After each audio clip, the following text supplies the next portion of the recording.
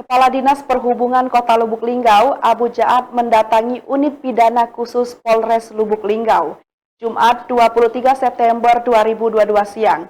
Abu Ja'ad datang ke Polres Lubuk Linggau untuk melaporkan pemilik akun media sosial Facebook berinisial Wahisun Wais Wahid agar diproses hukum.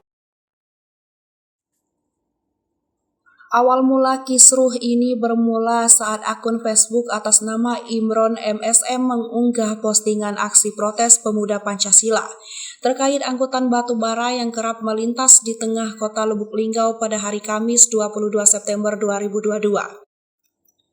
Isi postingan tersebut Selasa 21 September 2004, unjuk rasa Dinas Perhubungan Kota Lubuk Linggau berlangsung damai dan tertib. Kemudian postingan ini dikomentari oleh akun Wahisun Wais Wahid dengan isi komentar, lawan terus sampai Kadis Dishub diganti. Lawan terus sampai Kadis Dishub diganti, pecatlah Pak Wako cari orang baru yang punya visi dan misi yang jelas.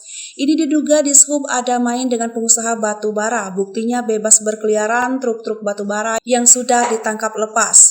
Atas komentar postingan tersebut, Kadishub Kota Lubuk Linggau Abu Ja'ad tak terima dan melaporkan postingan akun Facebook itu ke Polres Lubuk Linggau.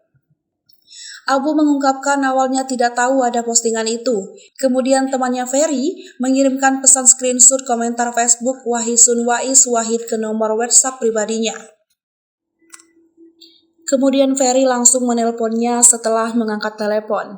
Ferry memintanya untuk membuka pesan WhatsApp darinya.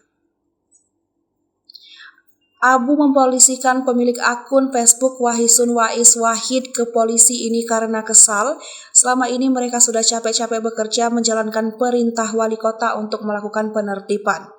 Bahkan tanggal 22 Agustus lalu Dishub Lubuk Linggau sudah melakukan penertiban terkait angkutan batu bara yang kerap melintas di tengah kota Lubuk Linggau. Abu menambahkan yang membuat pihaknya sangat tersinggung adanya komentar yang menyebutkan bila Dishub ada main dengan pengusaha batu bara, padahal menurutnya dirinya tidak kenal sama sekali dengan pengusaha batu bara tersebut.